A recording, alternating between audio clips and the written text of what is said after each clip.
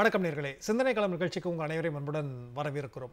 ஒன்றிய பாஜக அரசு பொறுப்பேற்றதிலிருந்தே மாநிலங்களை எப்படியெல்லாம் வஞ்சிக்கிறது, குறிப்பாக தமிழ்நாட்டை எப்படியெல்லாம் வஞ்சிக்கிறது என்பதனுடைய அடிப்படையில் சட்டப்பேரவையினுடைய நிகழ்வுகளை பார்த்தால் தெரியும். நம்முடைய சட்டப்பேரவையினுடைய உறுப்பினர்கள் அத்துணை பேரும் ஓங்கி குரல் கொடுத்து கொண்டே இருக்கிறார்கள்.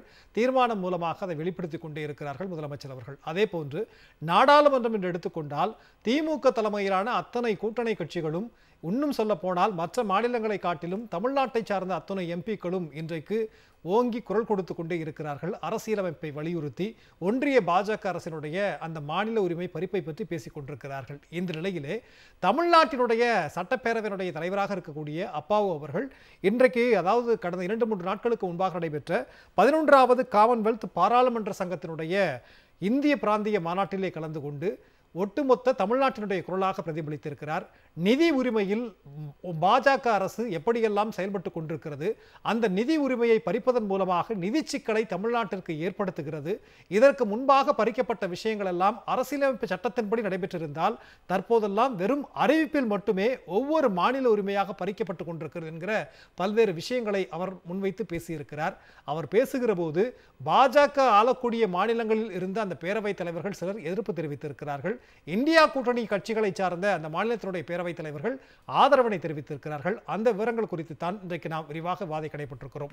நம்முடைய இன்றைய நிகழ்ச்சியிலே விடுதலை சிறுத்தைகள் கட்சியினுடைய சார்பாக மக்களவை உறுப்பினர் ரவிக்குமார் அவர்கள் ஜூம் வாயிலாக இணைந்திருக்கிறார். அவருக்கு வணக்கம். அதே போன்று திமுகவினுடைய தரப்பிலிருந்து சூர்யா கிருஷ்ணமூர்த்தி அவர்கள் இணைந்திருக்கிறார்கள். வணக்கம். அதே போன்று இந்திய யூனியன் முஸ்லீம் லீக் கட்சியை சார்ந்தவரும் முன்னாள் சட்டமன்ற உறுப்பினருமான முகமது அபுபக்கர் அவரும் இணைந்திருக்கிறார். அவருக்கும் வணக்கம். முதல்ல ரவிக்குமார் சார், நாங்கள் உங்கள்கிட்ட ஆரம்பிக்க விரும்புகிறேன்.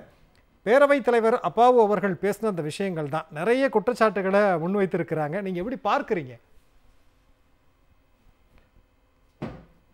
திரு அப்பாவு அவர்கள் பேசியது எல்லாமே உண்மையான விவரம். அதுல முழுமையா அவர் தெரிவித்திருக்கிறது எல்லாமே உண்மையான புள்ளி விவரங்களை தான் அவர் பேசியிருக்கிறார். இன்றைக்கு ஒன்றிய அரசு அவர் குறிப்பிட்டிருக்க ஒரு முக்கியமான விஷயம், அதாவது இந்திய அரசமைப்பு சட்டம் உருவாக்கப்பட்டு மாநிலங்களுக்கான அதிகாரம், ஒன்றிய அரசுக்கான அதிகாரம், அதுபோல ஒத்திசைவு பட்டியலில் இருக்கிற அதிகாரம் என்று வகைப்படுத்தப்பட்டதுக்கு பிறகு மாநில பட்டியலில் இருந்த அதிகாரங்கள் 5 அவசரநிலை காலத்தில் சட்ட திருத்தத்தின் மூலமாக அது ஒத்திசைவு பட்டியலுக்கு மாற்றப்பட்டது. அப்போதான் கல்வி மாற்றப்பட்டது. இதெல்லாம் நமக்கு எல்லாம் தெரியும். அது போல அதிகார மாற்றத்தை செய்யாமல் பாஜக அரசு என்ன பண்ணுதுன்னா, இவங்க வெறும் நிர்வாக உத்தரவுகள் மூலமாக, திட்டங்களை வகுப்பதன் மூலமாக இன்னைக்கு என்ன பண்றாங்கன்னா, மாநில அதிகார பட்டியலில் இருக்கிற அதிகாரங்களை பறித்து ஒன்றிய அரசு ஒத்திசைவில கூட இல்லை, நேரடியாக தன்னுடைய கட்டுப்பாட்டுக்குள்ளார கொண்டு போறாங்க. இப்ப கடந்த நாடாளுமன்ற கூட்டத்தொடர்ல கூட ஒரு மசோதா சட்டமாக்கப்பட்டது. அதுலயும் பாத்தீங்கன்னா அது குறிப்பாக கடல் சார் அதிகாரம் பற்றியது. அதுலயும் முழுக்க முழுக்க மாநில அரசுடைய கட்டுப்பாட்டுல இருந்ததை கொண்டு போய் அவங்க எடுத்துட்டு போயிட்டாங்க. இது 2 நிமிஷம் கூட அது விவாதம் நடக்கல. அவங்க பாட்டுல அதை பாஸ் பண்ணிட்டு போயிட்டாங்க. சோ இந்த மாதிரி தொடர்ச்சியாக அதிகார பறிப்பு என்பது நடைபெற்று கொண்டே இருக்கிறது. அதைத்தான் அவர் அதுல முக்கியமா சுட்டி காட்டியிருக்கார். 2வது, நமக்கான நிதி பகிர்வுல இழைக்கப்படுகிற அநீதி. இது நிதி ஆணையம், அந்த பினான்ஸ் கமிஷன் என்பது மாற்றி அமைக்கப்பட்டு நிதி ஆயோக் புது அமைப்பை உருவாக்கி அவங்க என்ன பண்ணாங்கன்னா, அது மூலமாக அந்த வேலைகளை செய்யறாங்க. அதுல என்ன, ஒரு மாநிலங்களுக்கு எப்படியான வருவாய் பகிர்வு செய்யப்பட வேண்டும், வரி வருவாய் பகிர்வு செய்யப்பட வேண்டும் என்பதற்கான அந்த பர்சன்டேஜை ஃபிக்ஸ் பண்ணுவாங்க அந்த பினான்ஸ் கமிஷன். அந்த இதுல இப்ப திரு பனகாரியா தலைமையில் அது அமைக்கப்பட்ட அந்த நிதி ஆணையம் இன்னைக்கு அதுக்கான ப்ராசஸ்ல இருக்கு, அது முடிவு பண்ண போறாங்க. இப்ப பாத்தீங்கன்னா அதுல முழுக்க முழுக்க மாநில அரசுகளுக்கு அவங்களுக்கு எந்த இதுவும் கொடுக்கறது இல்லை. அதுக்கு பதிலா என்ன பண்றாங்கன்னா, ஒன்றிய அரசே எல்லாத்தையும் எடுத்துருக்கோம். இதுக்கு முன்ன அந்த வரி வருவாய் பகிர்வு என்பது மாநிலங்களுக்கு சற்று ஒரு அனுசரணையாக இருந்தது. யூபிஏ ஐக்கிய முற்போக்கு கூட்டணி ஆட்சி காலம் வரைக்கும் அப்படி இருந்தது. ஆனால் திரு நரேந்திர மோடி அவர் முதலமைச்சரா இருந்த வரைக்கும் பயங்கரமா மாநில உரிமைகளுக்கு ஓகன்னு குரல் கொடுத்தவர். அன்னைக்குன்னா அன்றைக்கு ஒன்றிய அரசு வந்து காங்கிரஸ் அரசு இருந்த காரணத்துக்கு முதல்ல வந்ததுன்னு என்ன பண்ணாருன்னா, அவர் வந்து 2014 பதவியேற்கும் போதே அந்த பினான்ஸ் கமிஷன் வந்து வரி வருவாய் பகிர்வு விகிதத்தை வந்து தீர்மானிச்சார். அதுல வந்து உடனே அதை கட் பண்ண முடியுமான்னு அதுக்கப்புறம் வந்து போய் அவர் கேட்டார். அதெல்லாம் முடிஞ்சு அறிவிச்சுட்டாங்க. அதுக்கப்புறம் பண்ண முடியாதுன்னு சொன்னதும் அது என்ன பண்ணாங்கன்னா, மாநிலங்களுக்கு போக வேண்டிய இதை வந்து இன்னும் ஒரு ரொம்ப மோசமான முறையில என்ன பண்ணாங்கன்னா, இந்த ரேஷியோவா மாற்றி அமைக்கிறது. உதாரணத்துக்கு இப்ப நீங்க எந்த திட்டம் செயல்படுத்தப்படுறதுனாலும் ஒன்றிய அரசோட திட்டம் மாநில அரசு மூலமா தான் செயல்படுத்தப்படுது.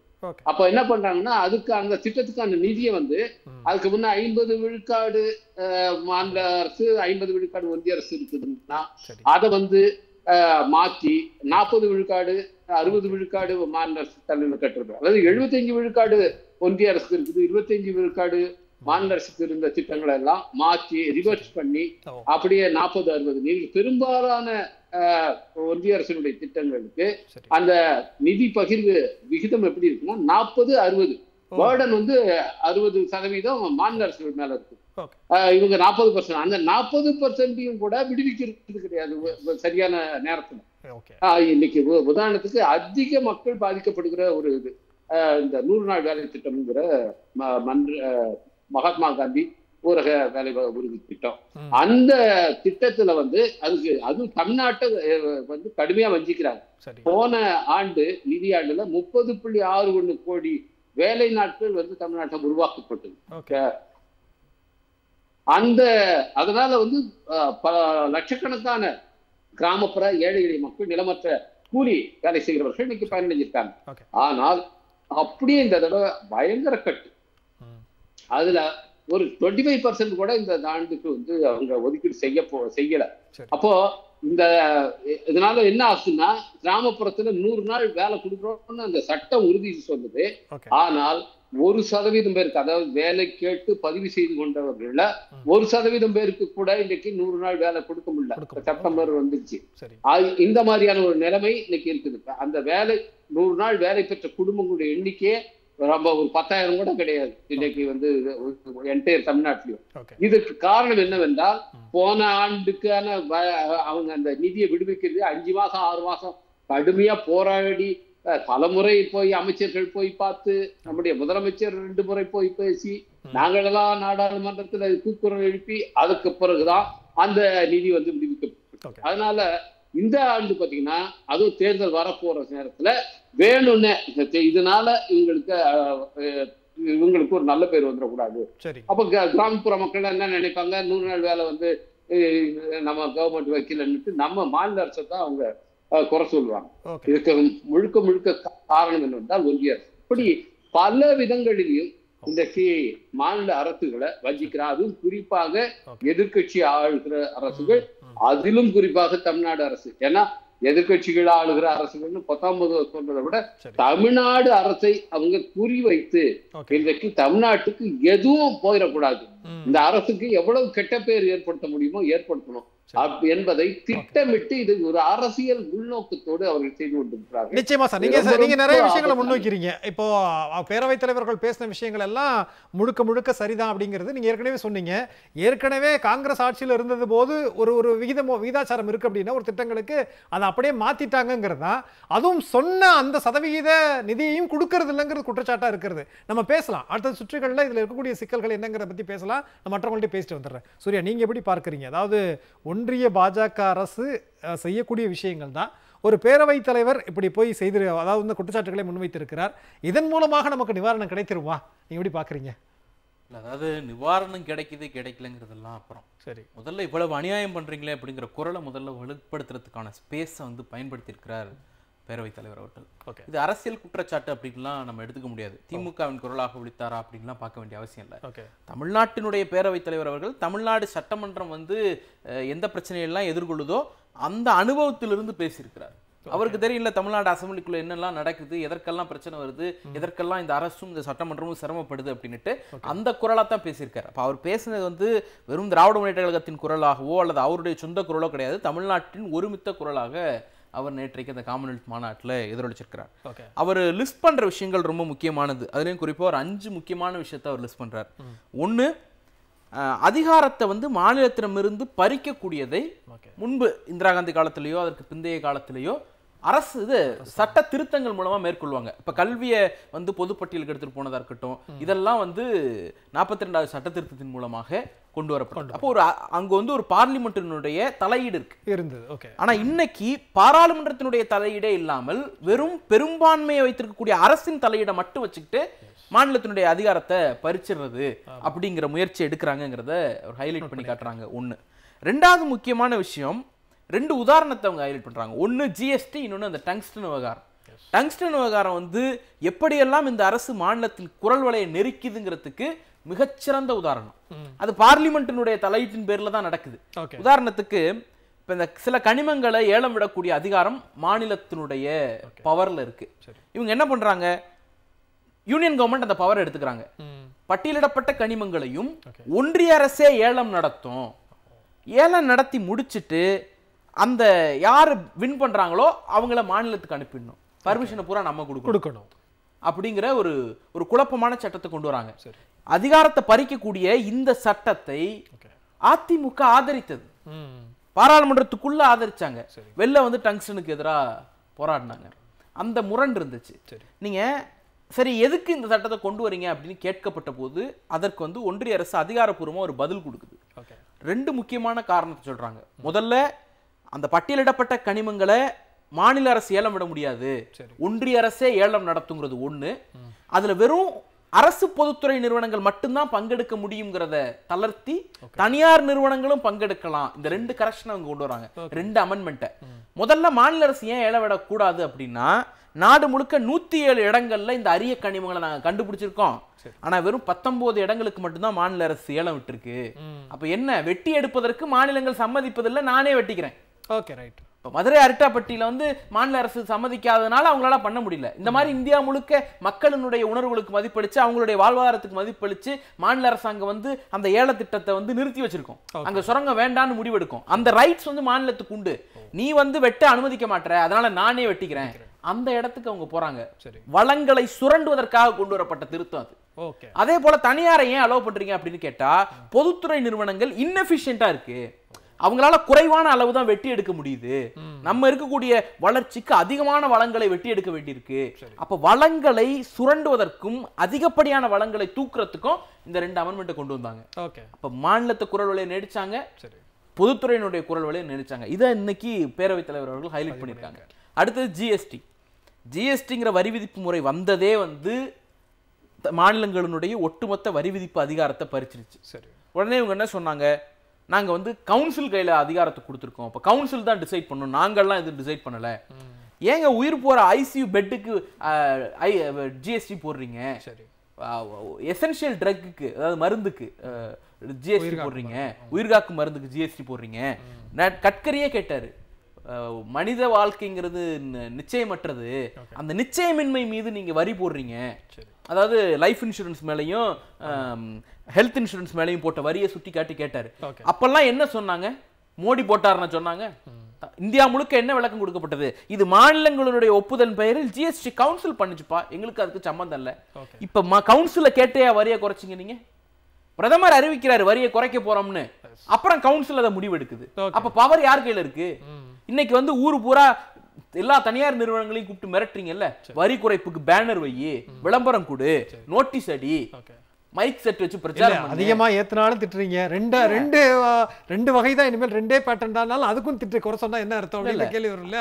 நான் என்ன சொல்றேன், இவ்வளவு நாள் சுரண்டது யாரு? நீங்க மாநிலத்தை ப்ளேம் பண்ணி தானே இவ்வளவு நாள் சுரண்டீங்க. இல்ல, நீங்க அது சுரண்டல் ஏன் பாக்குறீங்க? நாங்க சரியான பங்கீடு மாநிலங்களுக்கு கொடுத்திருக்கிறோம்னு சொல்றாங்க அவங்க. அப்ப இப்ப பங்கீடு குறையுது இல்ல, காம்பன்சேஷன் பண்ணி கொடு, காம்பன்சேஷன் செஸ் போட்டு கொடு. இன்னைக்கு நீங்க காம்பன்சேஷன் செஸ் வாங்குறீங்க, ஒவ்வொரு ஆண்டும் பட்ஜெட்ல காம்பன்சேஷன் செஸ் வாங்குறீங்க.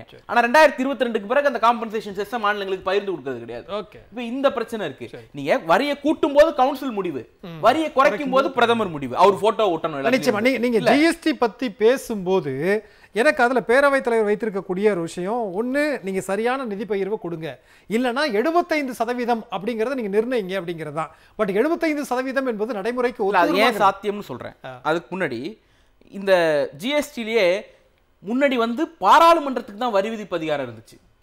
இந்திய அரசியல் சாசனம் அந்த டிபேட்லயே அரசு வரி விதிக்கணுமா பாராளுமன்றம் வரி விதிக்கணுமாங்கிற கேள்வி வந்த போது பார்லிமெண்ட்டுக்கு தான் அந்த பவர் இருக்கணும், கவர்மெண்ட் அந்த பவரை கொடுக்க கூடாதுன்னு தான் முடிவெடுக்கப்பட்டது. நீங்க அதை தூக்கி கவுன்சில் கையில கொடுத்துட்டீங்க. இன்னைக்கு கவுன்சில் வந்து பிரதமர் சொல்றதுக்கு தான் தலையாட்டுது. அதை வந்து ரொம்ப ரைட்டா சுட்டி காட்டியிருக்காங்க. இன்னொன்னு நிதி பகிர்வில் இருக்கக்கூடிய பாரபட்சங்கள், 100 நாள் வேலை திட்டமா இருக்கட்டும், SSA ஃபண்டா இருக்கட்டும். நம்முடைய மாண்புமிகு நாடாளுமன்ற உறுப்பினர் அவர்கள் சமீபத்தில் பாராளுமன்றத்தில் ஒரு கேள்வி கேட்டு பதில் வாங்கினாங்க. நாடு முழுக்க நூலகங்களுக்கு ஒதுக்கீடு செய்யக்கூடிய நிதி, அதுல வந்து நூலகமே இல்லாத குஜராத், ஊபி, மகாராஷ்டிரா அங்கெல்லாம் வந்து ஏகப்பட்ட நிதியை கொடுக்கிறது. கிராமம் ஊராட்சிக்கு வந்து 2 நூலகம் வரைக்கும் வச்சிருக்கக்கூடிய தமிழ்நாட்டுக்கு வந்து குறைவான நிதி ஒதுக்கீடு செய்கிறது அப்படிங்கறத வந்து நம்முடைய நாடாளுமன்ற உறுப்பினர்கள் எக்ஸ்போஸ் பண்ணாங்க. அந்த விஷயமா இருக்கட்டும், இதை சுட்டி காட்டுறாங்க. எல்லாத்தையும் விட முக்கியமானது சென்ட்ரலி ஸ்பான்சர்ட் ஸ்கீம்ங்கிற பேர்ல அதிகாரத்தை பறிக்கிறது, இன்னொரு பக்கம் நிதி நெருக்கடிக்கு உள்ளாக்குறது. இப்ப வீடு கட்டி கொடுங்கங்கிறீங்க கிராமப்புறத்துக்கு, 72,000 ரூபாய் அவங்க கொடுக்குறாங்க, 2,02,000 ரூபாய் மாநில அரசு கொடுக்கணும். பேர் வந்து பிரதான் மந்திரி ஆவாஸ் யோஜனா. நகர்ப்புறத்துல 1.5 லட்சம் ரூபாய் அவங்க கொடுக்குறாங்க, 7 லட்சம் ரூபாய் மாநில அரசு கொடுக்கணும். பேர் வந்து பிரதம மந்திரி வீடு கட்டும் திட்டம். சோறு வைப்பாங்களா, பேர் மட்டும் வைப்பாங்க, சோறு வைப்பாங்களான்னு கேட்கறதுதான் பேரவைத் தலைவர்கள் நாகரிகமா கேட்டிருக்காங்க. கிடையாது. இப்ப என்னன்னா, இந்த பணத்தை மட்டும் கொடுத்துட்டு யாரெல்லாம் பெனிஃபிஷரிங்கிற அந்த குவாலிஃபிகேஷன் இருக்குல்ல, அதை அவங்க தேர்ந்தெடுப்பாங்க. இப்ப வந்து ஒரு பிரைமரி ஹெல்த் சென்டர் கட்டணும்னா கூட யூனியன் கவர்மெண்ட் அனுமதி வாங்க வேண்டியிருக்கு. ஒரு மதுரை பக்கத்துல ஒரு சின்ன கிராமத்துல வந்து இன்னைக்கு காலையில யாரு காய்ச்சலுக்கு ஓபி வந்தாங்கிறத டெய்லி டேட்டா என்ட்ரி போட்டு அவங்க கொடுக்க வேண்டியிருக்கு. அந்த டேட்டாவை நாம திருப்பி கேட்டோம்னா நம்ம கொடுக்க மாட்டாங்க. அந்த நெருக்கடியை கொடுக்குறாங்க. இந்த 75% மட்டும் நான் சொல்லிடுறேன். இந்த 75% சாத்தியம் இல்லையாங்கிறதுக்கு முன்னாடி ஏன் அந்த தேவை எழுது? 15வது நிதி ஆணையம் ஒரு கருதுகோள் கொண்டு வராங்க, ஒரு ஃபைண்டிங் எடுத்துட்டு வராங்க. என்ன கொண்டு வராங்கன்னா, இந்தியா முழுக்க எல்லா மாநிலங்களும் வரி வசூல் பண்ணுது, எல்லா ஒன்றிய அரசும் வரி வசூல் பண்ணுது. அப்போ ஒன்றிய அரசுடைய வருமானமும் மாநில அரசு வருமானத்தையும் எடுத்துக்கிட்டோம்னா 65% இந்தியாவினுடைய ஒட்டுமொத்த வருமானம் ஒன்றிய அரசுக்கு, 35% வருமானம் மாநில அரசுக்கு. செலவுகளை பொறுத்த வரைக்கும் 65% செலவு மாநில அரசுக்கு, 35% செலவு தான் ஒன்றிய அரசுக்கு. அப்ப இந்த முரண் இருக்குல்ல, அங்க வருமானம் கூட செலவு கம்மி, இங்க செலவு கூட வருமானம் கம்மி. இதை காம்பன்சேட் பண்ணணும்னா நீங்க 75% மாத்துங்க அப்படின்னு கோரிக்கை வைக்கிறோம். அப்ப தமிழ்நாட்டினுடைய குரலாக பேரவைத் தலைவர் ஒலித்திருக்கிறார். அவர் இந்தியா முழுக்க எங்க போனாலும் இந்த குரலாக எப்போதும் ஒலித்துக் கொண்டே இருக்கிறார். நிச்சயமா நம்ம பேசுவோம். அவர் சொன்ன இந்த SSA ஃபண்ட் அப்படி மட்டும் இல்லாம கட்டாய கல்வி உரிமைக்கான அந்த ஃபண்டும் கிடைக்கிறது இல்ல, இயற்கை பேரிடருக்கான அந்த ஃபண்டும் வந்து கிடைக்கிறது இல்ல. மன்ரேகா நீங்களும் வந்து சொன்னீங்க. அபூபக்கர் சார், நீங்க எப்படி பார்க்கறீங்க பேரவைத் தலைவர் அவர் வைக்கக்கூடிய அவ்வளவு குற்றச்சாட்டுகள்? தொடர்ந்து நாம் பேசுகிறோம். ஒட்டுமொத்த குரலாக ஒலித்திருக்கிறார். உங்களுடைய கருத்து? பேரவைத் தலைவர் வந்துக்கிட்டு இப்போ ஒட்டுமொத்தமா எல்லா மாநிலத்துக்குமான கருத்து தான் அது. தமிழ்நாட்டிற்கான குரல் மட்டுமே இல்லை, ஆளக்கூடிய மாநிலங்களை தவிர்த்து மற்ற எல்லா மாநிலங்களையும் என்னென்ன பிரச்சனைகளை சந்திச்சிருக்கிறதோ அதனுடைய பிரதிபலிப்பாக தான் அவர் பேசியிருக்கார். சரி, பேரவைத் தலைவர் மட்டுமல்ல, முதலமைச்சர் அவர்கள் முன்னெடுக்கக்கூடிய முயற்சி கூட தமிழ்நாட்டுக்கு மட்டும் இல்லை, எல்லா மாநிலத்துக்கும் உள்ள விஷயங்கள் தான். நம்ம ஒன்றிய அரசினுடைய பல்வேறு திட்டங்கள் என்ன நடக்குன்னு விவரமாக பேச முடியாத மாநிலங்கள் கூட அவங்களுக்கு ஒரு விழிப்புணர்வு ஏற்படுத்துகிறே நம்ம மாநிலத்திலேருந்து தான். இப்போ வந்துக்கிட்டு நம்ம தொகுதிகளை குறைச்சிருவாங்க, அந்த பிரச்சனையை கிளப்புனே நம்ம தானே. இப்போ அதை அப்படி பம்பிக்கிட்டு இருக்கிறாங்க. ஏன்னா இந்த மாதிரி ஒவ்வொரு விஷயங்களை நீங்கள் எடுத்துக்கிட்டாலும் தமிழ்நாட்டில் ஒரு விழிப்புணர்வுங்கிறது அதிகம். அதுக்கு காரணம் திராவிட இயக்கம் தான். குறிப்பாக திமுகவினுடைய முன்னெடுப்பு தான் எல்லாத்துக்குமே இருந்திருக்கு.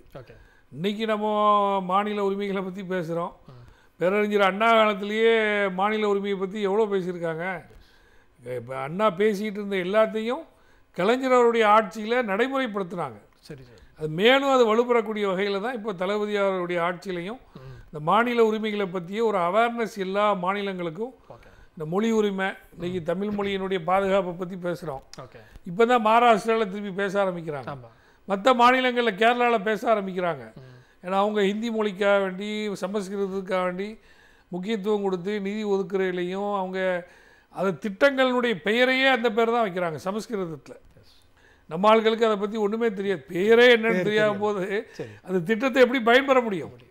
ஒரு சொல்லும் போது என்ன இந்த பேரை தெரிஞ்சால் தானே அது நம்மளுக்குள்ள திட்டம்னு தெரியும். கண்டிப்பாக. இப்போ இங்கே வச்சுருக்காங்க பெண்களுக்கான உரிமை திட்டம் இருக்குது. அப்போ பெண்கள் எல்லாரும் நம்மளுக்குள்ளப்பா நம்ம அதை விண்ணப்பிக்கணும். சரி, மேலும் மேலும் விண்ணப்பிக்கிறாங்களா இல்லையா?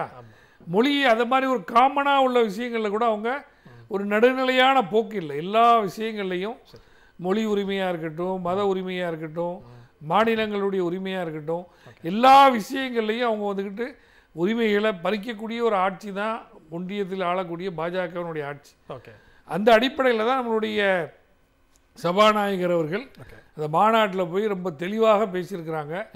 என்னென்ன வகையில் நம்மளுக்கு நிதி ஒதுக்காமல் அநியாயம் பண்ணுறாங்க, திட்டங்களுக்கு நம்ம கிடைக்காதனால மக்கள்கிட்ட போய் சேர்க்க முடியல அப்படிங்கிறதெல்லாம் நல்லா புள்ளி விவரமாக பேசியிருக்கார்.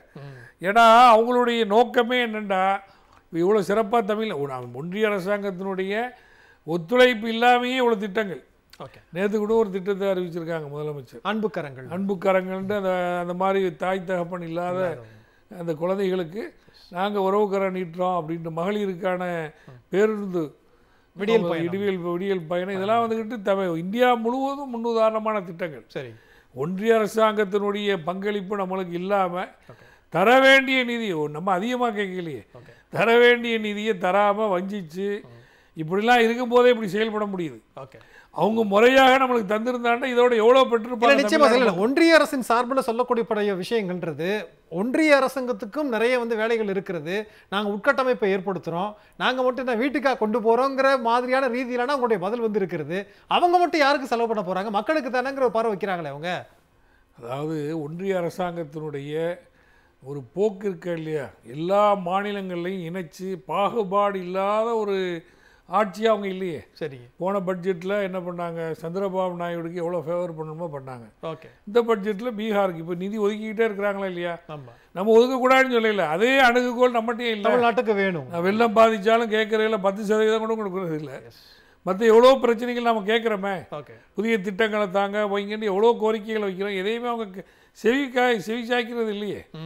அப்போ அவங்களுடைய அளவுகோலுங்கிறது தப்பு தானே. ஓகே, அவங்க ஆட்சியை காப்பாற்றிட்டிக்கிற 2 கட்சிக்கு நாங்கள் செய்ய வேண்டாம், ஒட்டுமொத்த இந்தியாவுக்குமான பிரதமராக இருக்கணுமா இல்லையா, ஒட்டுமொத்தமான இந்தியாவுக்கான ஆட்சியாக இருக்கணுமா இல்லையா. ஓகே, அப்படி இல்லாமல் ஒரு அவங்களுடைய அளவுகோலை தப்பான அளவுகோல் இல்லை. நிச்சயமா சார், நம்ம ஒட்டுமொத்தமாக இப்படி ஒரு நிர்வாக ரீதியிலான அறிவிப்பின் மூலமாகவே மாநில அரசாங்கத்துடைய உரிமைகளை பறிக்கிறாங்கன்ற குற்றச்சாட்டை பேரவைத் தலைவர் வச்சிருக்கிறார். அப்படிங்கும்போது இது எல்லா மாநிலத்துக்கும் பொதுவானது தான். ஏன் இந்தியா கூட்டணி இருக்கக்கூடிய மாநிலங்கள் மட்டும் குரல் எழுப்புறாங்க, தமிழ்நாடு மட்டும் குரல் எழுப்புது, மற்ற யாரும் பேசலையே?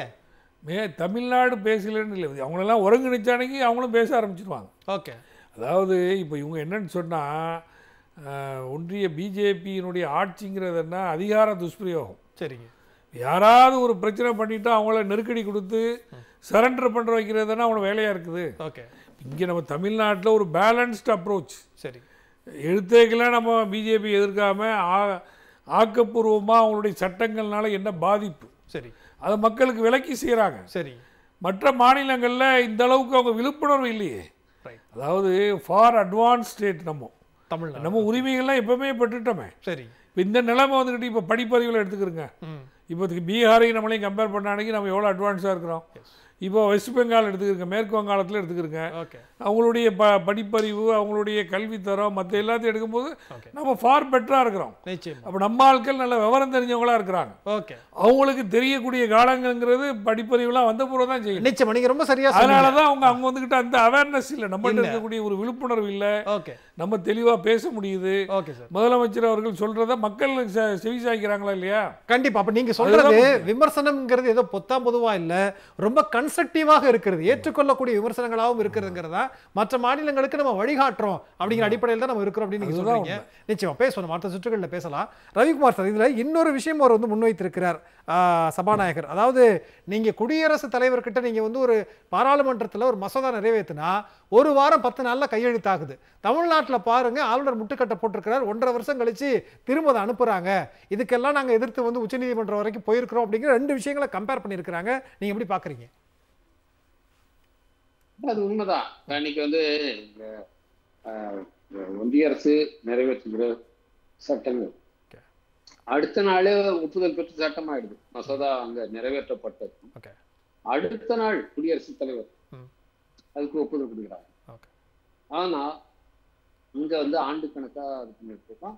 உச்ச நீதிமன்றம் இன்னைக்கு தீர்ப்பு அளிச்சதுக்கு அப்புறமும் கூட நேரடியா அந்த தீர்ப்பு மேல எந்த ஸ்டேவும் வழங்கப்படாத நிலையில இவங்க பிரசிடென்ஷியல் ரெஃபரன்ஸ்னு ஒண்ணு போட்டுட்டு திரும்பவும் அதே மாதிரி கிடப்புல போட்டுட்டு அதே பண்றாங்க. இப்ப பாருங்க, தமிழ்நாட்டுல வந்து நிறைவேற்றப்பட்ட சட்டங்களை வந்து இன்னமும் இம்ப்ளிமெண்ட் பண்ணணும். அது மாதிரியான ஒரு நிலை இருக்கு. இந்த சூழல் வந்து ஏன் வருதுன்னா, இந்த நியமனம், இந்த குடியரசுத் தலைவர் நியமனமும் ஆளுநர் நியமனமும், இதை பத்தி நாங்க இதை வந்து நம்முடைய பேரவைத் தலைவர் என்ன சொல்லியிருக்காங்கன்னா, 3 கமிஷன் நம்ம போட்ட ஸ்டேட்ல வந்து கலைஞர் அவர்கள் முதலமைச்சராக இருந்தது முதல்ல நியமிச்ச கமிஷன், அடுத்தது சர்க்காரியா கமிஷன், அடுத்தது பூஞ்சி கமிஷன். இந்த கமிஷன்லாம் வந்து கொடுத்த ரெக்கமெண்டேஷன். கடைசி அந்த பூஞ்சி கமிஷன் பார்த்தீங்கன்னா அந்த யூபிஏ கவர்மெண்ட்ல தான் போடப்பட்டது.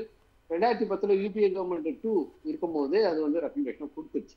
உடனே இது மாநில அதிகாரம் சம்பந்தப்பட்ட விஷயமா இருக்கிறதுனால மாநிலங்களுடைய ஒப்புதல் பெறணுங்கிற காரணத்தினால டெக்னிக்கல் ரீசனுக்காக மாநிலங்களுடைய ஒப்புதல் கோரப்பட்டது. அது பாத்தீங்கன்னா அது அந்த மொத்த மாநிலங்களுடைய ஒப்புதல் பெற்று முடியறதுக்குள்ளார யூபிஏ கவர்மெண்ட் போய் பிஜேபி கவர்மெண்ட் வந்துருச்சு. அப்போ எல்லாம் அவங்களுடைய ரெக்கமெண்டேஷன்ஸ் கமெண்ட்ஸ் சொல்லிட்டாங்க. அப்போ இம்ப்ளிமெண்ட் பண்ண வேண்டிய ஒரே நிலைதான். ஆனால் பாஜக அரசு அதை இம்ப்ளிமெண்ட் பண்ண விரும்பல. அதாவது என்ன பண்ணாங்க, 2 தடவை இதுல வந்து நேஷனல் இன்டகிரேஷன் கவுன்சில் மீட்டிங் இதுல எல்லாம் வச்சு பல மாநிலங்கள் நெருக்கடி, குறிப்பா தமிழ்நாடு தான் இதை தொடர்ச்சியாக இந்த பூஞ்சி கமிஷன் ரெக்கமெண்டேஷன் நிறைவேற்றணும். அது குறிப்பா ஆளுநர் நியமனத்தை பற்றி பூஞ்சி கமிஷன் என்ன சொல்லியிருக்குன்னா, மாநில அரசுடைய ஒப்புதல் பெற்று தான் ஆளுநரை நியமிக்கணும் அப்படின்னு சொல்லி கொடுத்துருக்காங்க. இதை வந்து இம்ப்ளிமெண்ட் பண்ணுங்கன்னு சொல்லி நம்ம தொடர்ச்சியா வலியுறுத்தி வரோம்.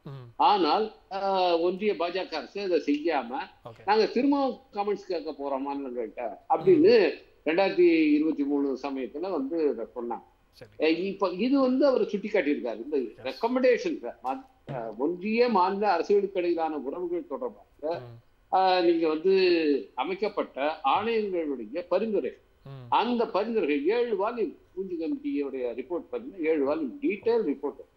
அந்த பரிந்துரைகளை ஏன் நீங்க அது ஒன்றிய அரசால நியமிக்கப்பட்ட ஒரு கமிஷனு, அது கொடுத்து இவ்வளவு காலம் ஆச்சு, அதுக்கான எல்லா டெக்னிக்கல் இதுவும் முடிஞ்சு போச்சு, அப்படி இருந்தும் நீங்க ஏன் நிறைவேற்ற மாட்டேங்கிறீங்க என்ற கேள்வியை தமிழ்நாடு அரசு குறிப்பாக நம்முடைய முதலமைச்சர்கள் தொடர்ந்து எழுப்பி கொண்டு வருகிறார். அதைத்தான் நம்முடைய பேரவைத் தலைவரும் எழுப்பி இருக்கிறார்.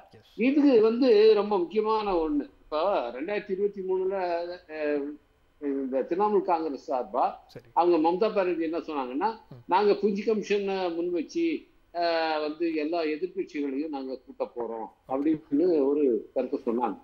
ஆனால் அது வந்து அந்த சமயத்தோட முடிஞ்சிருச்சு. அதுக்கப்புறம் அந்த பார்லிமெண்ட் எலெக்ஷன் வந்தது, அது இதுன்னு அப்படியே அதோட போயிடுச்சு.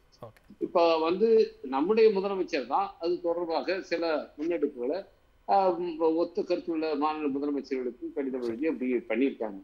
இப்போ நமக்கு வந்து ஒரு முக்கியமான ஒரு தேவை ஏற்பட்டிருக்கிறது. குறிப்பா நம்ம எழுதியிருக்கிற டீலிமிட்டேஷன் தொடர்பானது, தொகுதி மறுசீரமைப்பு தொடர்பானது, இது போன்ற முக்கிய அதே இப்போ சென்சஸ் கொண்டு வர்றாங்க. இதையெல்லாம் வந்து எதிர்கொள்வதற்கு நம்ம வந்து இது மாதிரி கருத்தொரு ஒற்றுமை கொண்ட மாநிலங்களுடைய முதலமைச்சர்களுடைய ஒரு அமைப்பை வந்து உருவாக்க வேண்டிய தேவை. இது வந்து பாத்தீங்கன்னா உலக அளவுல இன்னைக்கு ஐநா மன்றம் இருப்பது போல பல்வேறு சார்க் அமைப்பு இருக்குது, நாட்டோ அமைப்பு இருக்குது, அது மாதிரி G20 இருக்குது, G7 இருக்குது, பல நாடுகளுடைய கூட்டமைப்புகள் உருவாக்கப்பட்டு செயல்பட்டு கொண்டிருக்கின்றன. ஐநா மன்றம் பொதுவா இருந்தா அதுபோல நமக்கு வந்து ஒன்றிய அரசு மாநில அரசுகளுக்கு ஒன்றிய அரசு ஒரு ஃபாரத்தை வச்சிருக்கு. ஆனா அந்த ஃபாரம் வந்து ரெகுலரா கூட்டப்படல, பிரதமர் தலைமையில் அது நடத்தப்படணும், அதெல்லாம் நடக்கிறதே இல்லை. இந்த நிலையில் நாம் வந்து நம்முடைய பிரச்சனைகளை எழுப்புவதற்கு நம்ம மட்டும் தனியா மட்டும் இருக்கக்கூடாது. குறிப்பா டீலிமிட்டேஷன் தொடர்பான பிரச்சனைகள்ல தென்னிந்திய மாநிலங்கள் எல்லாமே பாதிக்கப்படுது. சென்சஸ்லயே அதே மாதிரியான பிரச்சனைகள் இருக்கு.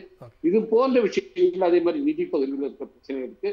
இதையெல்லாம் பேசுவதற்கு ஒரு ஜாயிண்டா வந்து இதை முன்னெடுத்துட்டு போறதுக்கு ஒரு தென் மாநில முதலமைச்சர்கள் கொண்ட ஒரு ஃபாரத்தை ஒரு பெர்மனன்ட் பாடியா கிரியேட் பண்ண வேண்டிய தேவை இருக்கு. அந்த மாதிரி வந்து கொண்டு வந்தார். அது பின்னால இங்க ஆட்சி மாற்றங்கள் நடக்கலாம், பாஜகவை கூட வந்து சில மாநிலங்கள்ல வரலாம். ஆனாலும் கூட அதை பற்றி நாம் கவலைப்பட தேவையில்லை. தென் மாநில முதலமைச்சர்களை கொண்ட தென் மாநில அரசுகளை கொண்ட ஒரு ரீஜனல் கூட்டமைப்பு வந்து நமக்கு ஒரு பெர்மனன்ட் ஸ்ட்ரக்சர் வந்து தேவையா இருக்கு. அதை நம்முடைய மாண்பு முதலமைச்சர் அவர்கள் தான் முன்னெடுக்க முடியும். ஏன்னா அதை பத்தின ஒரு கிளாரிட்டி அதை பற்றி ஒரு தொலைநோக்கு பார்வை இது எல்லாம் கொண்ட ஒருவர் நம்முடைய முதலமைச்சர் அவர்கள் தான். எனவே அவர் இந்த ஒரு முன்னெடுப்பை மேற்கொண்டு எப்படி ஒன்றிய மாநில அரசுகளுடைய உறவுகளை பற்றி பரிசீலிக்கிறதுக்கு இப்ப அவர் ஒரு ஆணையத்தை நியமித்திருக்கிறாரோ நீதிபதி குரியன் தலைமையில, அது போல இதற்கான ஒரு பர்மனன்ட் ஸ்ட்ரக்சரை கிரியேட் பண்றதுக்கான ஒரு முன்னெடுப்பையும் செய்ய வேண்டிய தேவை இருக்கு. நிச்சயமா சார். அப்ப நிறைய விஷயங்கள்ல ஒரு ஐ ஓப்பனரா அந்த உரை என்பது இருக்கு அப்படிங்கிறது நீங்க சொல்றீங்க. ஒரு பக்கம் மாநில ஆளுநர்களை நியமிக்கணும் அப்படின்னா அது மாநில முதலமைச்சருடைய கருத்து என்பது ரொம்ப ரொம்ப முக்கியமான அவசியம் அப்படிங்கிற விஷயங்களை முன் வச்சிருக்கிறீங்க. சூர்யா, இப்போ இந்த உரையில பேரவைத் தலைவர்கள் இன்னொரு கம்பேரிசன் வைக்கிறாங்க. ஜெர்மனியில எத்தனை ஸ்டேட்ஸ் இருக்கு, அவங்க எல்லாம் ரொம்ப சுயாட்சியோடு செயல்பட்டுக்கிட்டு இருக்கிறாங்க. அதே மாதிரியான ஒரு சுயாட்சி தன்மை என்பது எல்லா மாநிலங்களுக்கும் வேண்டும்ங்கிறது தான். பட் அதை எதிர்க்கக்கூடிய குரல் என்னவாக இருக்கிறது அப்படின்னா, இந்தியாங்கிற கண்ட்ரி ஒருங்கிணைந்து இருக்கணும் அப்படின்னா ஒரு பவர் சென்டர்னு ஒருத்தவங்க இருக்கணும், அவங்க கண்காணிக்கணும். நீங்க தொட்டதுக்கு எல்லாமே கொடுத்துட முடியாதுங்கிற ஒரு பார்வை வைக்கிறாங்க. அதை நம்ம எப்படி புரிஞ்சு கொள்ள வேண்டியதா இருக்கு? அடிப்படையில் இந்திய அரசியல் சாசனத்தினுடைய விவாத காலத்திலேயே இது டிபேட் பண்ணப்பட்டது தான். மாநிலங்களுக்கு அதிகமான அதிகாரங்களை கேட்ட குரல்கள் அங்கே கொஞ்சம் இருந்துச்சு. பேராசிரியர் கே சந்தானம், சிப்பண்டால் சக்சேனா, அந்த மாதிரி ஒரு குறைவான குரல்கள் அங்கே இருந்தது. அந்த குரல்கள் எல்லாத்தையும் இவங்க எப்படி என்ன காரணம் சொல்லி இது பண்ணாங்கன்னா, பொது வழியிலும் சரி அவைக்குள்ளேயும் சரி பிரிவினை வந்துடும், பாகிஸ்தான் பிரிவினையை காரணம் காட்டி அதை ஒரு பூதமாக காட்டி நீங்கள் மாநிலங்களுக்கு அதிகாரம் கொடுத்தா போயிடும், போக போக கொடுப்போம் கூடுதலா அப்படின்னு அவங்க சொன்னாங்க. அப்போ இது டெமோக்ரஸியை மாநிலங்கள் பழக பழக பழக பழக அது நம்ம அதிகமான அதிகாரங்களை கொடுத்துருவோம் அப்படிங்கிற ஒரு பார்வையில் இருந்து அது வந்தது. ஆனால் இவங்க என்ன பண்ணுறாங்க, போக போக அதிகமாக குவிக்க ஆரம்பிச்சிட்டாங்க. ஒன்றிய அரசுகிட்ட இன்னும் அதிகமாக குவிக்க ஆரம்பிச்சிட்டாங்க. மொழி பிரச்சனையை கேட்கும் பொழுதும் இதே தான் அவங்க சொல்லுவாங்க. ஆனால் மொழி பிரச்சனைக்கு உரிய தீர்வை கண்டிருந்தால் பங்களாதேஷ் பிரிஞ்சிருக்காது. மாநிலங்களுக்கு உரிய அதிகாரத்தை கொடுத்திருந்தா உலகத்துல பல நாடுகள் உருவாயிருக்காது. இப்ப மாநிலத்துக்கு அதிகாரம் கேட்பது இந்திய ஒற்றுமைக்கு எதிரானதுங்கிற குரல் இன்னைக்கு நேற்று கிடையாது. அது 74 மாநில சுயாட்சி தீர்மானம் நிறைவேற்றப்பட்டப்பவும் சரி, அண்ணா மாநில சுயாட்சி கேட்ட காலத்திலையும் சரி, அதுல திராவிட முன்னேற்ற கழகத்தின் சார்பில் கல்வி அமைச்சராக இருந்த சே மாதவனும் சாதிக் பாட்சாவும் ஒரு தனித்தனி நூலே எழுதியிருக்கிறாங்க. மாநில சுயாட்சி குரல் என்பது ஒருமைப்பாட்டுக்கு எதிரானது அல்லங்கிறது தான் அந்த ஆர்குமெண்ட்டே. நீங்க மாநில சுயாட்சி தான் இந்தியாவை ஒருமைப்படுத்தும். நீங்க பிஜேபி மாதிரியான ஒரு ஃபோர்ஸ் இன்னைக்கு யூனியன்ல உட்காந்துட்டு தமிழ்நாட்டை எந்த காலத்திலேயே அவங்களால ஆள முடியாது, இங்க அவங்களால அவங்களுடைய கொள்கையோ அவங்களுடைய லட்சியங்களையோ இங்க நிறைவேற்ற முடியாது அப்படின்னா கழுத்தை நெரிக்கிறது, நிதி கொடுக்கறது கிடையாது, நாம அனுப்பக்கூடிய மசோதாக்களுக்கு ஒப்புதல் கொடுக்கறது கிடையாது. நீட்டுக்கு எதிராக ஒருமித்து சட்டமன்றமே தீர்மானம் போட்டு கடந்த ஆட்சியில் 2 முறை இந்த ஆட்சியில் 2 முறை மசோதாவை அனுப்புனா அதை குப்பைக்கு அனுப்புறது. ஒருத்தர் கோர்ட்ல போட்டு கேட்கும்போது ஆர்டிஐல வரும்பொழுது ஒன்றியத்தினுடைய உள்துறை அமைச்சகம் குடியரசுத் தலைவர் மாளிகைக்கு ஒரு பதில் எழுதுது. அதாவது சுகாதாரத்துறை அமைச்சகமும் இவங்களும் மாறுபட்ட பார்வைகள் வைக்கிறாங்க. நீட் கேட்பது பிரிவினைவாதம்ங்கிறாங்க. It's against the integrity of country அப்படி. அப்ப இன்டெகிரிட்டிங்கிறது எங்க இருக்கு? என் மாநிலத்துல என் வரிப்பணத்துல என் மாநிலம் கட்டி வச்சக்கூடிய ஒரு மருத்துவமனையில என்ன அடிப்படையில் அட்மிஷன் கொடுக்கணுங்கிறத மாநில சட்டமன்றம் தீர்மானிக்குதுன்னா அது பிரிவினைவாதம் அப்படின்னு சொல்லக்கூடியவர்கள் தான் ஒளிஞ்சுக்கிறாங்க. அப்ப இவங்க செய்யக்கூடிய எல்லா அநீதிகளையும் எதிர்த்து கேள்வி கேட்டோம்னா பிரிவினை பேசுறீங்க, கேள்வி கேட்டீங்கன்னா பிரிவினை பேசுறீங்க அப்படி. அதாவது ஒரு அண்ணா தமிழ்நாடு அசம்பிளியில ஒரு முறை சொன்னாங்க, நீங்க மொழியை எதிர்த்தா பிரிவினைங்கிறீங்க, மாநில உரிமை கேட்டா பிரிவினைங்கிறீங்க, உண்மையிலேயே பிரிந்து போகணும்னு நினைச்சிருந்தோம்னா நாங்க மொழி திணிப்பை எதிர்க்க மாட்டோம், மொழி திணிப்பை ஆதரிப்போம் அப்படின்னாரு. அதனுடைய அர்த்தம் என்னன்னா, நீங்க திணிக்க திணிக்க இங்க பிரிவு அதிகமாகும் அப்படிங்கிறது தான். அப்ப டெமோக்ராட்டிக்கா அந்த மாநிலத்தை இருக்க விடுங்க, ஒற்றுமை கூடுங்கிறது அண்ணாவின் குரல். அதைத்தான் இன்னைக்கு பேரவைத் தலைவர் அவர்கள் வலியுறுத்தி இருக்கிறாங்க. இல்ல அவங்க சொன்னதுல ரொம்ப முக்கியமானது ஆளுநருக்கான அதிகாரம் குறித்து பேசியிருக்கிறாங்க. ஆளுநரினுடைய நியமனம் அந்த பொசிஷனை கிரியேட் பண்ணும்போதே ஒரு எச்சரிக்கையை பிஸ்வந்தாஸ் கான்ஸ்டிடியூஷனல் அசம்பிளி டிபேட்லயே சொல்றாரு. நீ எதிர்காலத்துல அவர் கொஞ்சம் அந்த கிரேடை குறைச்சே சொல்றாரு. பிரதமர் வீட்டு தாழ்வாரங்களிலும் குடியரசுத் தலைவர் வீட்டு தாழ்வாரங்களிலும் வேலையற்றவர்கள் திரிந்து இந்த பொசிஷனுக்கு வரக்கூடிய நிலைமை நீங்க ஏற்படுத்துவீங்க அப்படிங்கிறாரு. இன்னைக்கு நடக்குதா இல்லையா? என்ன தகுதி? 35 வயசுன்னு நினைக்கிறேன். 35 வயசு இருந்தா இந்திய குடிமகனா இருந்தா யாரை வேணாலும் நீங்க கவர்னரா போட்டுடலாம். Who is best slave, who can be best agent அப்படிங்கிறது மட்டும்தான் குவாலிட்டியா வச்சு இன்னைக்கு நீங்க கவர்னர்களை அப்பாயின்ட் பண்ணிட்டு இருக்கீங்க. முதல் முறையாக கவர்னர்ங்கிற பொசிஷனை டிஃபைன் பண்ணும்போது எலெக்ஷன் வச்சு எடுக்கலாம். இப்ப அதிபர் தேர்தல் நடக்கிற மாதிரி நாடு முழுக்க எல்லாரும் அவருக்கு ஒரு மாநிலம் முழுக்க அவருக்கு இண்டிவிஜுவல் ஓட்ஸ் போடலாம் அப்படின்னு ஒரு இது வருது. அது இன்னொரு பவர் சென்டரை கிரியேட் பண்ணிடணும்னு பயந்தாங்க. சட்டமன்றத்தினுடைய ஒப்புதலின் பெயர்ல ஒரு கவர்னரை தீர்மானிக்கலாம் அப்படின்னா ஸ்டேட்டுடைய பவரை ஓங்கிடும், யூனியனுடைய கிரிப் போயிடும் அப்படின்னு பயந்தாங்க. அதன் பிறகுதான் அம்பேத்கர் என்ன பார்வை வச்சாங்கன்னா அதிகாரமற்ற ஒரு பொசிஷனுக்கு ஏன் நம்ம இவ்வளவு செலவு பண்ணிட்டு இவ்வளவு மெனக்கெட்டுட்டு அப்படிங்கிற பார்வையும் அங்க வைக்கப்பட்டது. ஆனால் ஒரு கட்டத்தில் அவங்க வந்து இதை பவர்ஃபுல்லாக தான் அந்த அசம்பிளி டிபேட் வந்து எண்டு ப்ராடக்ட்ல கொடுத்துச்சு. மாநிலத்தின் குரல் வலையை நெரிக்கிற மாதிரி தான் அந்த டிபேட்லேயே சொல்லப்பட்டது. நீங்கள் கழுத்து வரைக்கும் ஒரு மாநிலத்துக்கு வந்து ஜனநாயகத்தை கொடுத்துட்டு கழுத்துக்கு மேலே சர்வாதிகாரத்தை வைக்கிறீங்க. Your creating a contradiction. முரண்கள் ஒன்று, ஒரு சர்வாதிகாரமும் ஜனநாயகமும் சேர்ந்து இயங்க முடியாது. ஒரு மசோதாவை அதாவது மசோதாவை நிறைவேற்றக்கூடிய பவர் வந்து அசம்பிளிக்கு இருக்கு, தேர்ந்தெடுக்கப்பட்ட பிரதிநிதிகளுக்கு இருக்கு. அதை நடைமுறைப்படுத்தணும்னா அவருடைய கன்சென்ட் தேவை, ஒரு நியமிக்கப்பட்டவருடைய கன்சென்ட் தேவை. இந்த முரணையும் சுட்டி காட்டணும். இன்னைக்கு அதைத்தான் வந்து பேரவைத் தலைவர் அவர்கள் சுட்டி காட்டிருக்காங்க. அவர் ரொம்ப பிராக்டிக்கலான ஒரு தீர்வு கேட்கிறாரு. என்னன்னா முதல் முறையாக சிம்லா மாநாட்டில் அவர் தான் அந்த குரலை முன் வச்சார். நீ அதாவது இங்க வரக்கூடிய ஆளுநர்லாம் இங்கிலீஷ் தெரியாம வராங்க, as soon as possible அர்த்தம் தெரியாம வராங்க. அதனால இந்த as soon as possible எடுத்துட்டு நீ இத்தனை நாளுப்பா அப்படின்னு டிஃபைன் பண்ணிடுங்க. இதையும் அசம்பிளி டிபேட்ல கேட்டப்போ அவங்க என்ன சொன்னாங்கன்னா அது ஒரு கண்ணியமான பதவி, அதனால நம்ம அப்படிலாம் ஃப்ரேம் பண்ண வேண்டாம் அப்படிங்கிற பார்வையில இருந்து as soon as possible வச்சது. இப்ப அந்த as soon as possible இவங்க இஷ்டம் போல இழுக்கும் பொழுது பேரவைத் தலைவர்கள் கோரிக்கை வச்சார். தமிழ்நாடு சட்டமன்றம் பொறுமை காத்தது. தமிழ்நாடு முதலமைச்சர் வெயிட் பண்ணி கேஸ் போட்டார். இன்னைக்கு அதுல வெற்றியும் பெற்று இருக்கிறார். நிச்சயமா திரும்பவும் அந்த கேஸ்ல இருக்கிறது, விசாரிச்சுக்கிட்டு இருக்காங்க. அது வந்து விளக்கம் தான். ஓகே, அதாவது அந்த தீர்ப்பில் தலையிட முடியாது சொல்லியிருக்கிறாங்க. நிச்சயமா நம்ம அதை பேசுவோம்.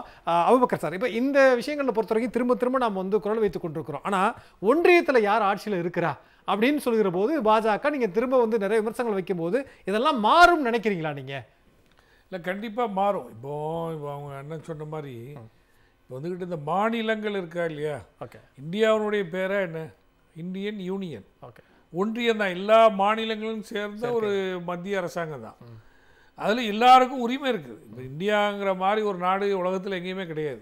கிட்டத்தட்ட ஆண்ட்ரோபொலிட்டிக்கல் சர்வே ஆஃப் இந்தியாவில் மானுடவியலில் 4698 கம்யூனிட்டி இருக்குது நம்ம இந்தியாவில். சரி, பல்வேறு மதங்கள், மொழி, கலாச்சாரம். இப்போ இவங்க எல்லாத்தையும் ஒருங்கிணைச்சிட்டு போகக்கூடிய ஒரு ஆட்சியாக தான் இருக்கணும். ஆனால் இப்போ இவங்க என்ன பண்ணுறாங்கன்னு சொன்னால் எல்லாத்தையுமே ஒன்றாக்கணுங்கிற அடிப்படையில் அவங்க திணிக்கிறாங்க. எல்லா விஷயங்களையும், மொழி பிரச்சனையாக இருக்கட்டும், மத விவகாரங்களாக இருக்கட்டும், மாநிலங்களுடைய உரிமையாக இருக்கட்டும். இப்போ ஒன்றையும் ஒவ்வொரு மாநிலங்களும் போராடி பெறணும்னு சொன்னால் போராடுறது யாரோட போராடணும், இன்னொரு நாடோட போராடணும்.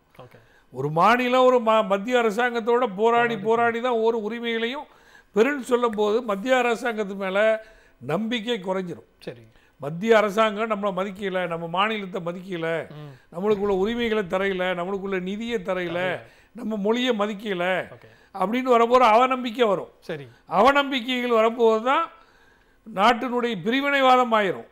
ஆனால் இன்னைக்கு அவங்க என்ன சொல்கிறாங்க, நம்ம இந்த உரிமைகளெல்லாம் பேசினா தமிழ்நாட்டினுடைய எம்பிக்களை பார்த்து என்ன சொல்கிறாங்க, நீங்கள்லாம் வந்துக்கிட்டு இந்தியாவை பிரிக்க நினைக்கிறீங்க. அவங்க தான் பிரிக்க நினைக்கிறாங்க, நம்ம பிரிக்க நினைக்கிறோம். நம்ம இணைஞ்சி போட நினைக்கிறோம். எங்களுடைய உரிமைகளை மதிங்க, நாங்கள் இணங்கி வாழ்கிறோம் அப்படின்னு தான் சொல்கிறோம். இந்திய அரசாங்கத்துக்கு எதிராக நம்ம எதுவும் சொல்லலையே. இந்திய அரசாங்கத்துக்கு இப்போ காஷ்மீரில் பெரிய இது நடக்கும்போது முதல்ல இந்தியாவில் யார் இங்கே பேரணி நடத்தினா, நம்ம இராணுவ வீரர்களுக்காக வேண்டி அவர் பேரணியை முடிக்கிறாரு. நாங்களாம் தான் போயிருந்தோம் முதலமைச்சரோட. பேரணியை முடிக்கிறாரு, போரை நிறுத்திட்டாங்க. அதே மாதிரி போர் காஷ்மீர் விஷயம் மட்டும் இல்லாமல் உங்களுக்கு சைனாவோட போர் வரும்போது அதிகமான நிதி கொடுத்தது நம்ம கலைஞர் தான். அப்போது எல்லா நிகழ்லையும் நம்ம இந்தியாவினுடைய இறையாண்மை பாதுகாப்பதில் தமிழ்நாடு சமரசம் கொண்டதே இல்லை. அதே நேரத்தில் நம்ம மாநிலத்துக்குன்னு சில தனித்தன்மை இருக்குது, சில உரிமைகள் இருக்கு. நம்ம ஒரு அட்வான்ஸ் ஸ்டேட். நம்ம ஆட்சி இன்னைக்கு திராவிட ஆட்சின்னு சொன்னால் நீதி கட்சியிலேருந்து உள்ள உரிமைகளெல்லாம் பார்க்கும்போது இடஒதுக்கீடாக இருக்கட்டும், மொழி பிரச்சனையாக இருக்கட்டும், எல்லாரும் சமமானவர்கள் என்ற நிலையாக இருக்கட்டும், சகோதரத்துவமாக இருக்கட்டும், இதெல்லாம் மற்ற மாநிலங்களில் ஒப்பிடும் பொழுது தமிழ்நாடு உயர்ந்து இருக்குது. அதனால் இதெல்லாம் நம்மளுடைய அடிப்படையான உரிமைகள். இந்த உரிமைகளுக்கு தடையாக ஒன்றிய ஆட்சியாளர் இருக்கும்போது போராடி அதெல்லாம் மீண்டும் பெற வேண்டியிருக்கு. அதுதான் நடந்துகிட்டு இருக்குது. அதனால நம்மளை தீவிரவாதின்றோ நம்மளை வந்துக்கிட்டு பிரிவினைவாதின்றோ அவங்க சொல்றாங்கன்னா நாம கிடையாது, அவங்க தான் அப்படி செய்யறாங்க. நிச்சயமா. அப்ப வந்து நம்மளுடைய சிந்தனை ஒருபோதும் அப்படி, அதனால அவங்க அப்படி செய்ய செய்ய அது அவங்களுக்கு அழிவு தான், நம்மளுக்கு வாழ்வு தான். அதனால நம்ம போராட்டங்கள்ங்கிறது தொடர்ந்து போராடிக்கிட்டே இருக்கணும். போராடுவோம் வெல்வோங்கிறது தான் முதலமைச்சருடைய ஸ்லோகன். அதில் நம்ம தொடர்ந்து போராடுவோம், உரிமைகளை பெறுவோம். இப்போ எடுத்துக்கிட்டீங்கன்னு சொன்னால், இப்போ மத ரீதியான விஷயங்கள் இன்னைக்கு வக்ஃபு திருத்த சட்டம் நேற்று தீர்ப்பு வந்துக்குது. கண்டிப்பாக அதுலேயும் கூட ஒரு தெளிவான தீர்ப்பு கிடையாது. ஓரளவு இதெல்லாம் தற்காலிகமாக நிறுத்திருக்கிறாங்களே தவிர்த்து, இப்போ வந்துக்கிட்டு அந்தந்த மத வழிபாட்டு ஸ்தலங்கள் இருக்குது, அதை பாதுகாக்கணும். இப்போ இந்துக்குன்னு அறநிலைத்துறை இருக்குது, கிறிஸ்துவர்கள் தேவாலயங்களை பாதுகாப்புக்குன்னு அமைப்பு இருக்குது. அதில் மற்ற சமுதாய மக்கள் இப்படி இருக்க முடியும். முஸ்லீம்களாக இருக்கக்கூடிய அதிகாரிகளுக்கு வக்ஃபை பற்றி தெரியல, மற்ற சமுதாய மக்களை போய் அதில் வைக்கணுங்கிறதுல நேற்று கூட தீர்ப்பில் தெரிய சொல்லலாம். நிச்சயமா குறிப்பிட்ட அளவுக்கு மேலே தான் சொல்கிறாங்க. கண்டிப்பாக. அதனால் இது ஒன்றிய அரசாங்கத்தினுடைய ஒவ்வொரு நடவடிக்கையுமே இந்தியாவுக்கு எதிரானது, அனைத்து மாநிலங்களுக்கு எதிரானது, இந்தியாவை முன்னேற்ற பாதைக்கு எடுத்து செல்ல. கண்டிப்பா. இப்ப நீங்க சொல்ற மாதிரி மாநில உரிமையில தலையிடுறது மட்டுமல்ல, மத உரிமைகள்லையும் ஒன்றிய பாஜக வேலை வாய்ப்பு தலையிடுகிறது அப்படிங்கிறது தான். இந்தியா நம்ம தமிழ்நாட்டில் ஒரு வேலை வாய்ப்பு எடுத்தாங்கன்னா தமிழ்நாட்டை சேர்ந்தவங்க, அந்த ஊரை சேர்ந்தவங்க இருக்கணும். போன அதிமுக ஆட்சியில் நாங்கள்லாம் இருக்கும்போது தான் அநியாயத்துக்கு அந்த இதையே ரத்து பண்ணிட்டாங்க. மற்ற மாநிலங்களில் சேர்ந்தவங்க அரசு உத்தியோகத்தில் நம்ம இதில் இருக்க ரயில்வேல மற்ற எல்லாத்துலையும் ஈபியிலலாம் கூட வந்தாங்கன்ற சிக்கல்லாம் இருந்தது. ரவிக்குமார் சார் உங்கள்கிட்ட தான் கேட்க விரும்புகிறேன். இந்த 10 பக்கம் அவர் பேசின விஷயங்கள் இருக்கிறது, பாஜகவினுடைய இந்த 10 ஆண்டு கால அவலத்தையும் அது வந்து சொல்லியிருக்குன்னு நம்ம பார்க்குறோம். ஆனால் இவ்வளவு தூரம் பேசுகிற போது அங்கே நடந்திருக்கக்கூடிய விஷயங்கள், உத்தரப்பிரதேசத்தை சார்ந்த பேரவைத் தலைவர் இதெல்லாம் ஏன் நீங்கள் பேசுறீங்கன்னு பிரச்சனை பண்ணியிருக்காரு. மற்ற கேரளாவோ இல்லை இருக்கக்கூடிய வெஸ்ட் பெங்கால் சட்டப்பேரவை தலைவர்கள் சப்போர்ட் பண்ணியிருக்கிறாங்க. அவங்களுடைய அணுகுமுறை என்னவாக இருக்குது சார்? அவங்க பேரவைத் தலைவராக இருந்தாலும் கூட பாஜக ஆளக்கூடிய மாநிலங்களுடைய மனநிலை என்னவாக இருக்கிறது? ஒரு 3-4 நிமிடத்திற்குள்ள சுருக்கமா ப்ளீஸ். இல்லை, அவங்க பிஜேபிக்காரர்களா மட்டும்தான் இருக்காங்களே தவிர அவங்க பேரவைத் தலைவர்களாகவோ அல்லது வேறு அமைச்சர்களாகவோ அவங்க இந்த மாதிரி செயல்படுறது. அவங்களுக்கு மேல என்ன சொல்றாங்களோ அதை அப்படியே பேசுறாங்க. அதுக்கு மேல அவங்களுக்கு சுயமாக சிந்தித்து தங்களுடைய மாநில நலன்களை, மாநில மக்களுடைய நலன்களை வந்து அவங்களை பற்றி சிந்திக்கிறதே கிடையாது. அதனாலதான் எல்லா கிரிட்டீரியாவிலையும் வந்து உத்தரப்பிரதேசத்துக்கு தான் நிற்கும். நீங்க எதை எடுத்துட்டு வளர்ச்சி குறியீடுகள்ல எடுத்துட்டு பாத்தீங்கன்னா அதுக்கு பின்தங்கி இருப்பதற்கான காரணம் அங்க இருக்கிறவர்கள் பொறுப்பற்றவர்களாக நடந்து கொள்வதுதான். நம்ம இதுல இன்னொரு முக்கியமான விஷயத்த பார்க்கணும். அதாவது ஜிஎஸ்டியில 75% நமக்கு ஷேர் பண்ணணும்னு நம்ம ஸ்பீக்கர் வந்து சொல்லியிருக்காங்க.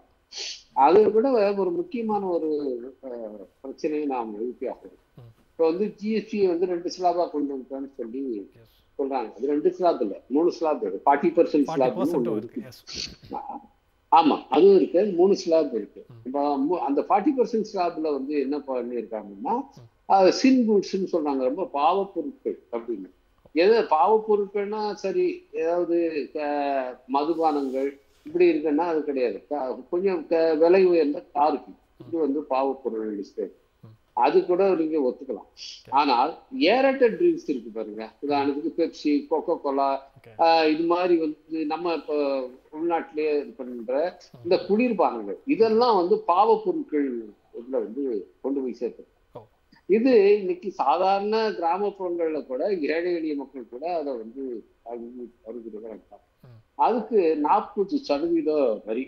இந்த வரியில வந்து எப்படி என்னென்ன கலந்துருக்குன்னா, இந்த ஜிஎஸ்டி காம்பன்சேஷன் செஸ்ன்னு ஒன்று போட்டாங்க. அதாவது ஜிஎஸ்டி அறிமுகப்படுத்தப்பட்ட போது அதனால் மாநிலங்களுக்கு வரி வருவாய் இழப்பு ஏற்படும், அந்த இழப்பை நாங்கள் வந்து ஈடுகட்டுறோம் அப்படின்னு அந்த கவுன்சிலை முடிவு பண்ணி சில ஆண்டுகள் முழுமையான இழப்பை ஈடுகட்டல 2022 வரைக்கும் ஒரு குறிப்பிட்ட தொகை வந்து மாநிலங்களுக்கு கொடுக்கப்பட்டது.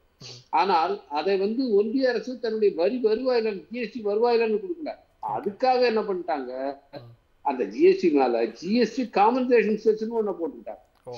அதை போட்டு அந்த வசூல் பண்ணிக்கிட்டே அதுல இருந்து நாங்க எடுத்து மாநிலங்களுக்கு கொடுத்தோம்னு சொன்னாங்க. அதையும் 2022 நிறுத்திட்டாங்க. இனிமே காம்பன்சேஷனா கொடுக்க மாட்டோம் மாநிலங்களுக்கு. ரைட்டு மாநிலங்களுக்கு காம்பன்சேஷன் கொடுக்கலங்கும் போது அந்த காம்பன்சேஷன் கொடுக்கறதுக்காக ஒரு கூடுதல் வரி விதிச்சாங்கள செஸ் அதை நிறுத்திடுவாங்கன்னு பார்த்தா அதை 2026ஆம் ஆண்டு வரை அதை நீட்டிச்சுக்கிட்டாங்க. அதாவது காம்பன்சேஷன் கொடுக்க மாட்டோம், ஆனா காம்பன்சேஷனுக்காக வரி கொடுக்குறவங்கிறதுக்காக ஒரு வரி வாங்குவோம். இது வந்து பகல் கொள்ளையை விட மிகப்பெரிய ஒரு மோசடி.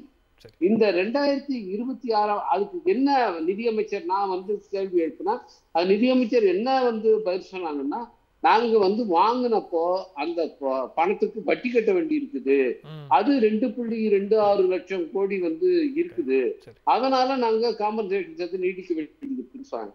ரைட், அது அவங்க சொன்னதே உண்மைன்னு எடுத்துக்கிட்டா அதை திருப்பி செலுத்துவதற்கு வரைக்கும் தானே இருக்கணும்.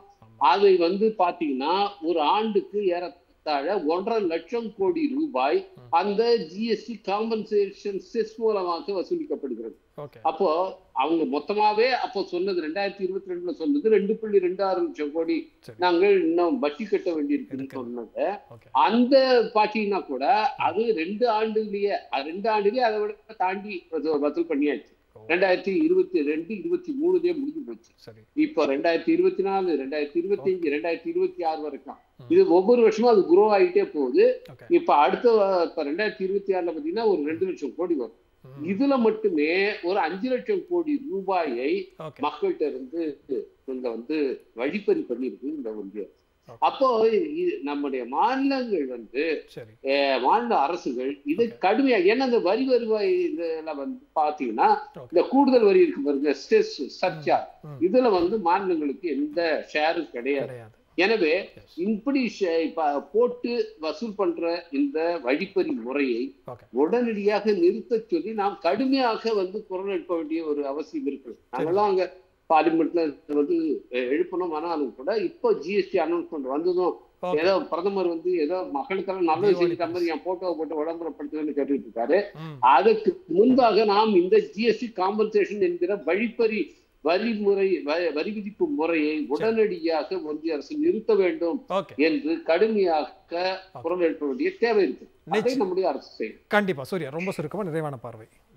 சாரோட சொன்னதோட தொடர்ச்சி, ஜிஎஸ்டி காம்பன்சேஷன் செஸ் மட்டும் கிடையாது, எல்லா வகையான செஸ்லையுமே வந்து உடனடியாக நிறுத்தப்பட வேண்டியவை. ஒருவேளை செஸ் நீங்க வசூலிச்சே ஆவேன் அப்படின்னு சொன்னீங்கன்னா எப்படி டிவிசிபிள் பூல்ல வந்து மற்ற வரிகளை கொண்டு வந்து பங்கிட்டு கொடுக்குறீங்களோ அதே போல எல்லா செஸ்ஸையும் கொண்டு வந்து பங்கிட்டு கொடுங்க.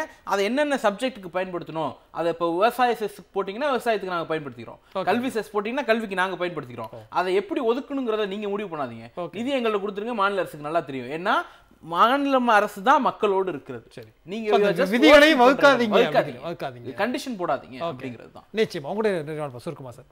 பொதுவாகவே எந்த ஒரு சட்டம் கொண்டு வர்றதா இருந்தாலும், எந்த ஒரு சீர்திருத்தம் கொண்டு வர்றதா இருந்தாலும், மாநில அரசாங்கத்தினுடைய கருத்துக்களை கேட்டு அதன் அடிப்படையில் உருவாக்குனா தான் ஒரு ஒருங்கிணைப்பு இருக்கும்.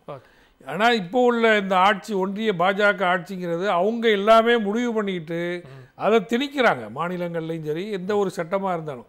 எனவே அந்த போக்குங்கிறது நல்ல போக்கு இல்லை, இந்தியாவுக்கு வளர்ச்சியான போக்கு இல்லை. எனவே அந்த ஒருங்கிணைந்த வகையில் எல்லா மாநிலத்தினுடைய கருத்துக்களையும் உள்வாங்கி செய்யக்கூடிய ஒரு ஒன்றிய அரசாங்கம் இருந்தால் தான் அது இந்தியாவுக்கு நன்மை பயக்கும். இல்லைன்னு சொன்னால் மேலும் மேலும் பாதிப்புகள் வரும். இந்த போராட்டத்திலேயே நம்ம களங்கள்லாம் போயிடும். எனவே இதற்கெல்லாம் ஒரே தீர்வு ஒன்றிய பாஜக ஆட்சியிலேருந்து அப்புறப்படுத்தணும். அடுத்து அவங்க திருந்த மாட்டாங்க, திருந்த போகிறதும் இல்லை. அவங்க திணிப்பாங்க, அவங்களுடைய கொள்கை தான். எல்லா மாநிலங்களினுடைய அந்த உரிமைகளையும் பறித்து எல்லாம் ஒன் மேன் ஷோ மாதிரி செய்யணுங்கிறது தான் ஆர்எஸ்எஸ்னுடைய ஹிடன் அஜெண்டா. ஒரே வழி இந்த இயக்கங்கிறது நம்ம திமுக தலைமையிலான நம்ம இந்த அமைப்புங்கிறது வலுவாக இருக்க வேண்டும். திராவிட மாடல் ஆட்சியினுடைய வீழ்ச்சிங்கிறது மேலே வரைக்கும் போனாதான் இந்தியா நன்மை பகிக்கக்கூடிய ஒரு நல்ல ஆட்சி மலரும். அதுக்கு எல்லாரும் உழைப்போம். கண்டிப்பாக சார். நிதி உரிமை, மாநில உரிமை, ஆளுநர் அவ்வளோ முட்டுக்கட்டைகளை போடுறாரு. இதையெல்லாம் வந்து சபாநாயகர் பேசலாமா அப்படின்னா கிடைக்கிற வாய்ப்புகள் எல்லாம் மீண்டும் மீண்டும் பேசிக்கொண்டே இருப்போம் அப்படிங்கிறத நம்ம தெளிவாக சொல்லிக்கொள்ள வேண்டியிருக்கிறது. தமிழ்நாட்டினுடைய குரல் மட்டுமல்ல, நீங்கள் சொன்ன மாதிரி ஒட்டுமொத்த ஜனநாயகத்திற்கான குரலாகத்தான் அதை பார்க்க வேண்டியது இருக்கிறது. பங்கு கொண்ட விருந்தினர் எத்தனை பேருக்கும் மிக்க நன்றி. எங்களை மீண்டும் நிகழ்ச்சியில் சந்திக்கலாம். நன்றி, வணக்கம்.